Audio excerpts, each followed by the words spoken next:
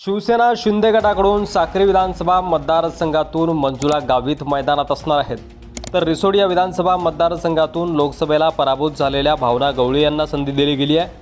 विधानसभेला त्यांचं पुनर्वसन करण्याचा प्रयत्न आहे। तर कन्नड विधानसभा मतदारसंघातून रावसाहेब दानवे यांच्या सुकन्या संजना जाधव यांना शिवसेना शिंदे गटाकडून मैदानात उतरवलं गेलंय। विक्रोळी विधानसभा मतदारसंघातून सुवर्णा करंजे या निवडणूक लढणार आहेत, तर जोगेश्वरी पूर्वमधून रवींद्र वायकर हे आमदार होते, ते आता खासदार झालेत। त्यांच्या जागेवर मनीषा वायकर यांना संधी दिली गेली आहे। भायखळा विधानसभा मतदारसंघातून यामिनी जाधव पुन्हा एकदा मैदानात असतील, तर मुंबादेवी या विधानसभा मतदारसंघातून शायना यन्सी यांना शिवसेना शिंदे गटाकडून संधी दिली गेली आहे। तर या आहेत 7 शिवसेनेच्या वाघिणी ज्या या विधानसभेला मैदानात असणार आहेत। भारतीय जनता पार्टीकडून चिखली विधानसभा मतदारसंघातून श्वेताताई महाले यांना संधी दिली गेली आहे, तर भोकर विधानसभा मतदारसंघातून अशोक चव्हाण यांच्या सुकन्या श्रीजया अशोक चव्हाण या मैदानात असणार आहे। जिंतूर विधानसभा मतदारसंघातून पुन्हा एकदा मेघना बोर्डीकर आपलं नशीब आजमावणार आहेत, तर फुलंब्री विधानसभा मतदारसंघातून अरुणदाताई अतुल चव्हाण या भारतीय जनता पार्टीकडून मैदानात असतील। नाशिक मध्यमधून भारतीय जनता पार्टीनं देवयानी फरांदे यांच्यावर पुन्हा एकदा विश्वास टाकलाय, तर नाशिक पश्चिममधून भारतीय जनता पार्टीच्या उमेदवार आहेत सीमा हिरे।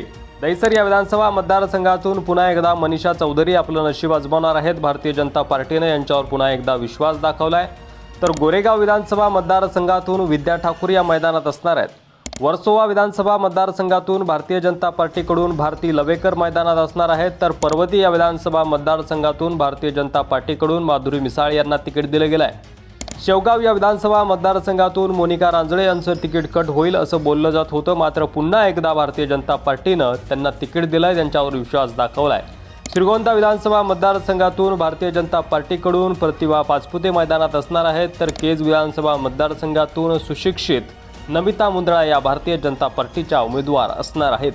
लातूर शहरमधून अर्चना शैलेश पाटील चाकूरकर यांना भारतीय जनता पार्टीकडून मैदानात उतरवलं गेलंय।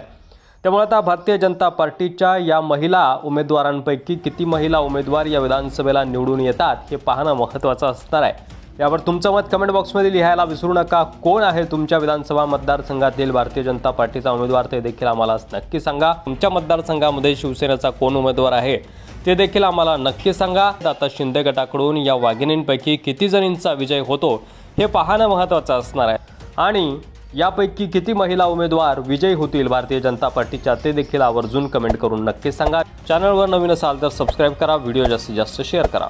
धन्यवाद।